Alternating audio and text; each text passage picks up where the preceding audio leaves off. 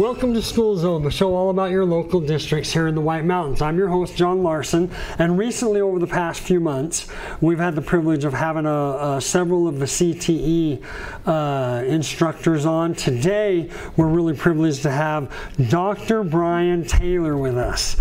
Dr. Taylor, Brian, you okay if I call you Brian? Sure. Brian is the director of the CTE and White Mountain Institute, or WMI, as we call it.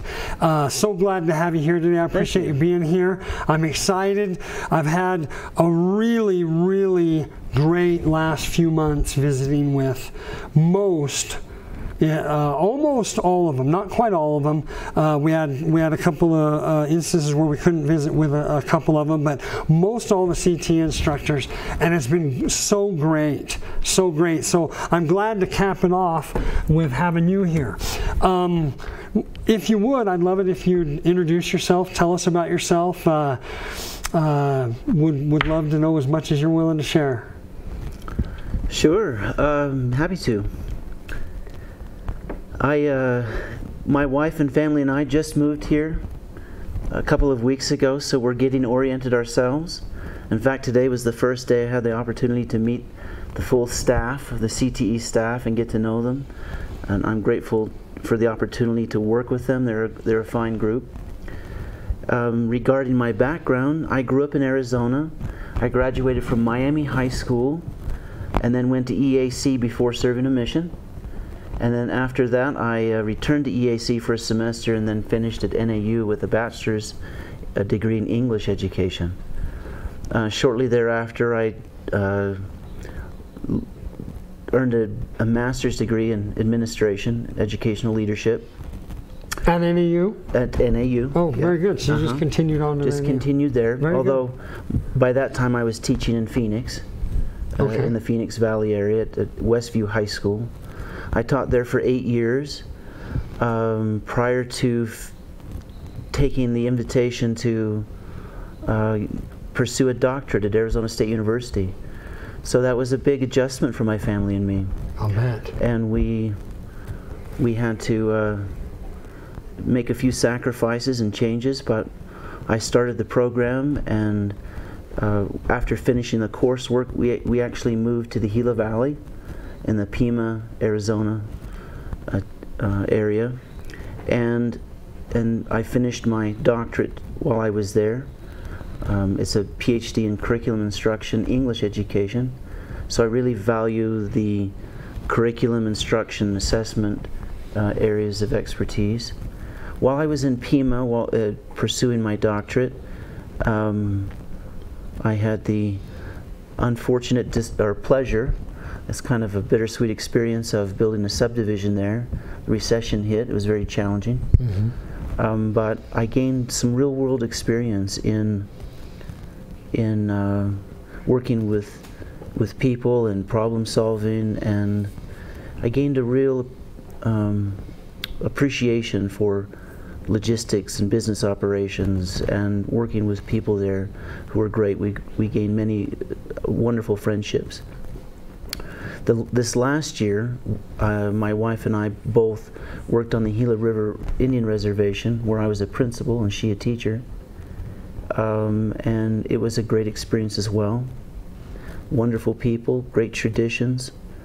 And we knew that we would return from the BIE to the Arizona State Retirement System, where most of our careers were based, or much of our careers were based. And so we were looking for jobs where we could work together, and Shola was always a beautiful place and one of the ideal locations, and when the opportunity came, it seemed like a good fit, and we're both very grateful to be here. Well, I know I've only known you for a short time. We spoke about a week ago and set this up, but I can tell you we're very excited that the both of you are here. Now, your wife is a junior high teacher? Yes. 6th and 7th? Yes. Is that correct? Well, actually 7th and 8th. 7th and 8th. Okay, Right. okay, I apologize. 7th and 8th. So there's a possibility that she may gain some real world experience, because I have an 8th grader at home. So we'll see how that works, if she's Very good. lucky or unlucky, whichever way that goes. You're the director of both the CTE program and the WMI. I want to know about both of them. So let's start with the CTE. Tell me about the CTE program. Give us some, I don't know if you want to do a 30,000-foot view, or if you want to get real technical, you take it and tell us about it. Well, CTE stands for Career and Technical Education, and it's a program or initiative through the state of Arizona that allows students at the high school level to gain access to hands-on types of classes where they can learn vocational type classes and gain hopefully some workforce opportunities that help them transition into the college or the college and career field. And Show Low High School offers that, from culinary and business and construction and photography, graphic design, film and television. It's a great group of classes that high school students can take that give them a taste of what industry type opportunities are like.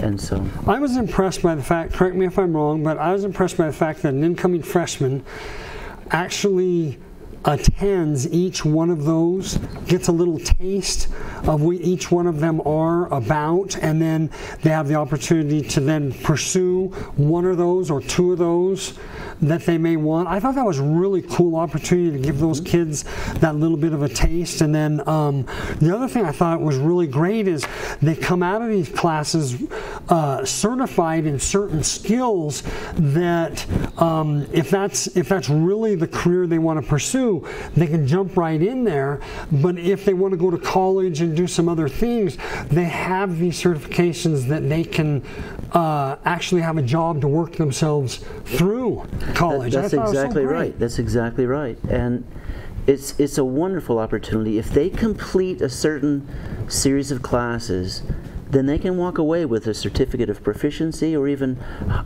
greater than that. Yeah. And it's a marvelous transition for many of those students, because they can go right into the workforce or have a leg up when they go into college to continue that career track. Yeah. So it's a great program. It is. It is. I have grown to really love these programs.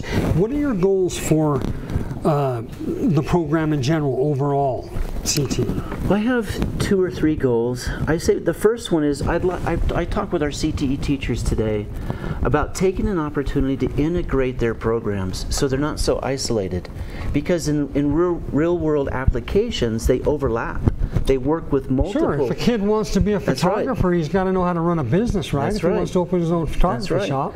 So I'm inviting our CTE teachers to talk with one another and open up a project-based learning experience for our students, so that they have overlap in a certain project to collaborate and dialogue and have their kids work with other students who are learning a particular skill. We might have construction work on a sign for our gymnasium, and our business folks handle the finance end of it, and we might have photography actually take pictures of it and promote it. We might have graphic design design it. Yeah, so what a great idea. And that really ties in with the second goal, and the second goal is to do what we can to support a self-sustaining mentality. That's within Show Low Unified School District. I want to look for problems and ways that we can improve ourselves by tackling opportunities to solve them ourselves. In other words, there will be opportunities where we bring in professionals who really are professionals to handle certain things that we need. But it might be nice to give our students a chance to learn what they can do to help solve a particular problem on their campus.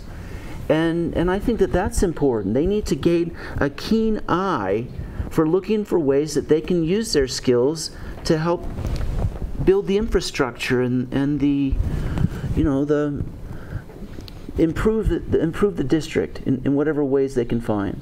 So, and the third way that I'd like to try and develop it is give them some more workforce opportunities.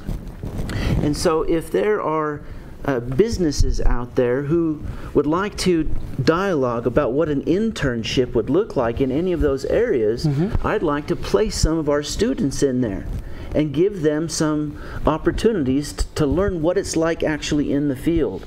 You're talking like job shadowing, that kind of stuff? Sure, it could be job shadowing, but it also might be actual placement for a period of their day inside that business where they'll learn the nuances of that's right, of the actual job. That's great. I have the privilege of working at the hospital, and I could see how that would be a great partnership possibly to allow some of these kids to see, you know, maybe what a tech does or something. I mean, obviously I don't have any say on what could go on there, but I mean, if someone was interested in the medical field or anything, it'd be some good opportunities for them. Now, I love the idea about having a problem and trying to improve or fix that problem internally, as opposed to needing someone from the outside. A lot of times we you know, outsource has become a big word, you know, that we use. But how great would it be for them to understand the problem itself, brainstorm, find potential ideas to fix the problem, and then actually the action plan to go forth and fix it. Right. Great idea. I love it. Yeah, that's what they need to do, I think. I love it. Give them real-world application in a microcosm in each of their areas. That's great. That's great. Tell us about WMI. Well, White Mountain if Institute. You've got goals there. I do. White Mountain Institute is a separate school from Show Low High School, and it is available in two ways. The first is students up to 21 years of age who would like to get their diplomas. They might not fit the typical profile of a traditional student for various reasons, but we want to give them access to education. And so the two ways they can do that is to come to our campus. We've refurbished the old art building into a nice place where students can come in and work on their computers, take their classes, and get the kind of support they need from a teacher. Mr. Joe Stabenow is the new teacher out there, and Miss Allison will be the paraprofessional also there, and they will be able to conference or give small group instruction and help students through their classes. So if there are students out there who need a place, we want you. We want to invite you, and we'll help you create a graduation plan to success. The second alternative that folks can choose from is simply an online school where they can take classes at their own individual homes and then simply take assessments with us at the end of each of their units. They have to take the state test. That's a requirement for any state student. But this is a nice opportunity for people in a variety of situations to get the kind of support that they need. One of our goals is we want to reach out to families who are homeschooling their students and let them know that they have some resources with us. There are a number of reasons why folks want to homeschool their students, and we respect those. We also want to make available those resources and let them know that there's a curriculum, there are ways to get credit for their students, and sometimes students who get a little older, they need a larger variety of classes maybe they don't have access to at home. We want to be able to provide that for them. So homeschool families, we're hoping that you hear the message from us, and we want you to know if you give us a call, we're happy to help you in whatever way we can. Great. So one thing you said made me think, I remember when I was a kid, alternative schooling was kind of a bad word because it was the troubled kids. The kids got in trouble, got put somewhere else. And that's not really what we're talking about, although that might include someone who's had some issues that way. But really, there are so many things going on in the lives of our people now that alternative ways to gain their degree and finish their high school education really need to be available for those people, whether single parent homes where maybe mom or dad are out working all the time and this kid's got to shoulder a little more of the work at home, and they may need a little different than the 7 a.m. to 3 p.m. schooling. So really those alternative or they don't fit the mold of the normal school really doesn't mean we're talking about bad kids at all. No, we're talking about kids that just need a little help for us to fit what they need. If we have a student who has a behavioral past, I'll sit down with them and explain the expectations. And we might even have a behavioral contract where they understand right up front that that's what's required. But the larger part of our support system is really designed to help those students, just as you say, who have complex lives or they face challenges. They don't fit the traditional mold. And we have an AM session and a PM session, and we have room to broaden our AM and our PM sessions. So they can choose either or both. And it's self-paced, so they get to choose how fast they go. But with that conversation, we can help them understand where they're going to be, or where they need to be in order to graduate at the time they'd like to. We're going to probably start holding a December graduation and a May graduation to accommodate the students, and hold. Because they're on their own pace. They may be ready on their own pace. That's right. That's right. Yeah, we have students who are working really hard to graduate early. Mm-hmm. We have students who work in the mornings because they have a job in the afternoon to support their families. Right. So wherever they are, we want to reach out to them and let them know you are welcome here. We want you.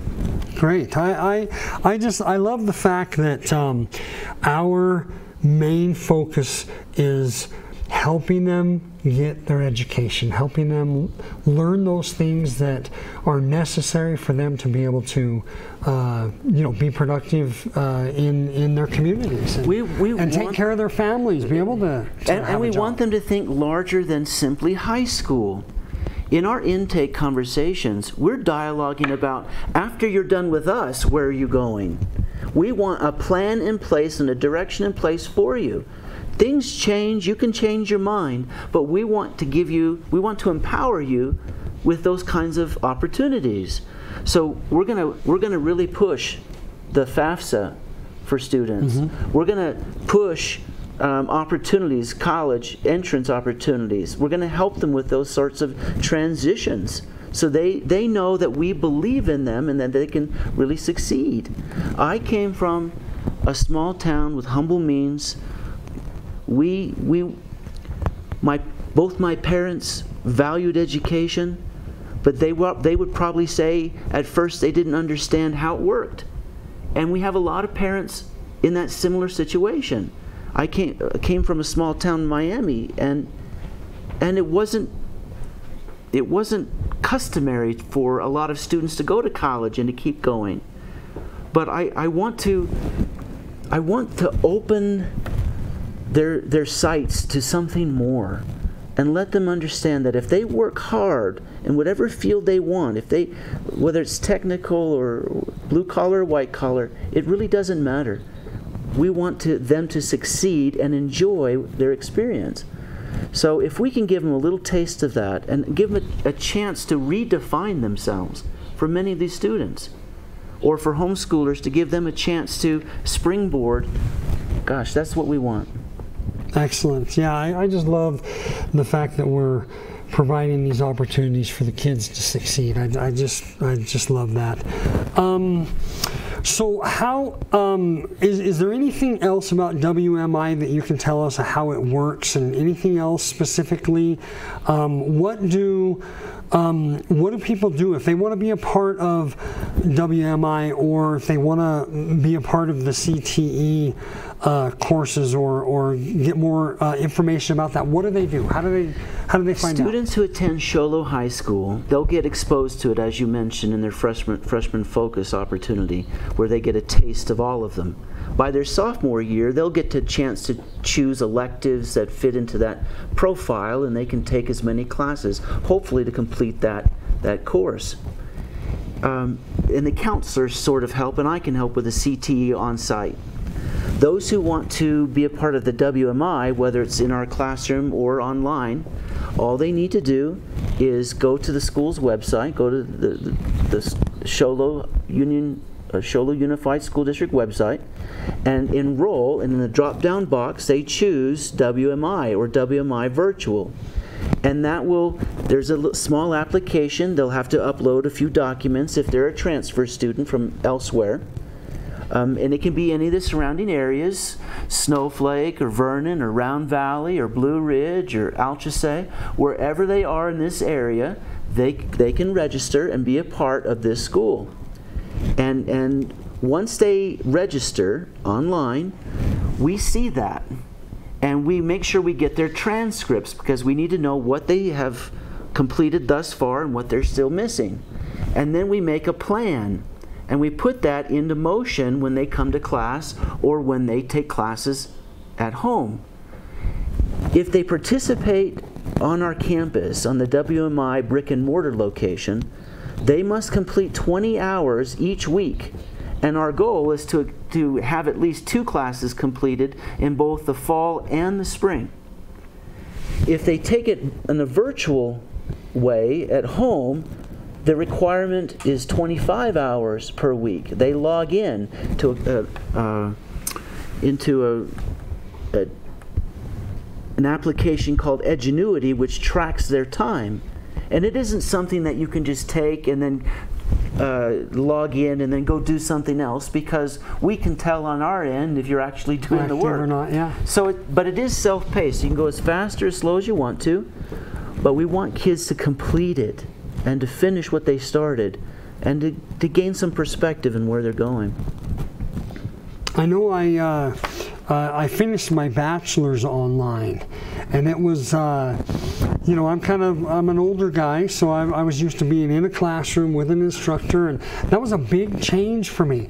I'm not sure that it's as big a change. I mean, I watch my kids, and they're so tech savvy. You know, all the kids are so tech savvy that I feel like this online schooling is maybe going to be something that is going to get bigger and bigger as it is able to align more with people's schedules as they you know, work or whatever they're doing. It just seems to me that's going to be a big deal. Would you agree with that, or am I off base? Without question. And if you consider some of the outlying areas where they struggle either with internet or having in smaller schools the lack of access to college level or college qualified teachers, I would watch for the networks that are created to allow teachers in other locations to be able to deliver instruction to your location. Gotcha, you bet. So if you're missing an English teacher, it's very possible that you can do that virtually through a completely, I mean, it could be a state away. I mean, we could really do this in a situation where you know, we have someone so qualified available to help those students learn it. I feel like, you know, we're just becoming so much more of a technical society, and our kids are going to need to be able, willing and able and educated enough to work in a global economy, in a global situation. And that networking, that ability to share resources is really a great, great thing. Oh, yeah. Kathy Hoffman, the superintendent of public instruction, has recently come out and said that is one of her goals, is to support rural education using the very network we've just described. And so there's something called the Arizona Student Opportunity Collaborative, and it will attempt to do just that, to give some of that network to rural areas that need it. You know, I in my mind, I'm thinking of an example. When I was in high school, you wanted to do research. You pulled a Britannica encyclopedia off a shelf and you search and you look. Now what do? We pull out our phone, right? Mm-hmm. I mean, that's the world we're living in. Mm-hmm. And so to have these opportunities for these kids is just great. Brian, I need them to know how to get a hold of you. How do they get a hold of you? What's the best way, easiest way? Because you're gonna prepare. You said you're gonna get all their information when they apply. You're gonna prepare a game plan. I'm assuming they're gonna need to meet with you, face to face. If we can schedule a face to face, that's the best. But sometimes families, you know, they're very mobile, very busy. We'll work with you. We'll work with them in their situation. So the best way to probably reach me is simply to call the high school. Their number is 928-537, and my extension is 6210. And if they call that number, they'll get me, and I can help them through the process. Or they're going to get a voicemail where they can leave a message. That's for you. Right, and I can get back to you. Okay. They can also email me. It's very easy. Brian with an I, brian.taylor@sholo.education. Okay. brian.taylor@sholo.education. So your first name is Brian? Mm-hmm. Okay. Brian. Okay. Mm-hmm. All right, cool. Either way, and either I would help them or Mr. Stabenow would help them, and we'll give them a one-on-one experience and make sure that they're taken care of. You need to feel that support, know that there's that help behind the desk. Good, and I wish you well, and I appreciate you coming to visit with me. And if I would love it if maybe mid-year, the end of the semester, maybe we can get back together and talk a little bit of how things have gone, and great, and maybe revisit this. I'd be happy to come. Cool, thanks. Appreciate you being here. Thanks for joining us here on the School Zone, and we'll see you again soon.